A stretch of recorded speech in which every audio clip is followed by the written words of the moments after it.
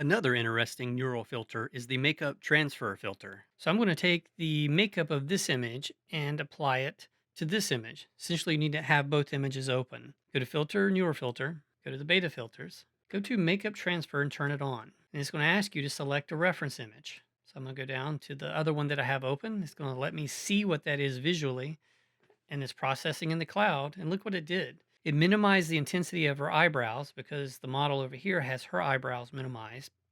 And then look, it auto selected the lips, and you can vote whether you like it or not. Click OK. Now, again, is it going to get you 100% there right away? No, it's going to get you 99% there. And then you can go in and custom touch, like maybe this little area right here where there's this kind of red outline. It lets you sample ideas really quickly. If you like this video, make sure you whack it, smack it, and crack-a-lack it. Yes!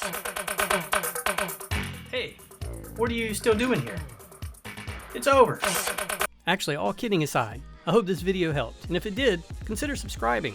I like subscribers. That's awesome. What? You just took one in the jugular, man. Whoa. Yes! Oh my God, I did. This is... Hey, you stayed to the end. You know what that means? You're awesome. I'm talking about you. Now get out of here.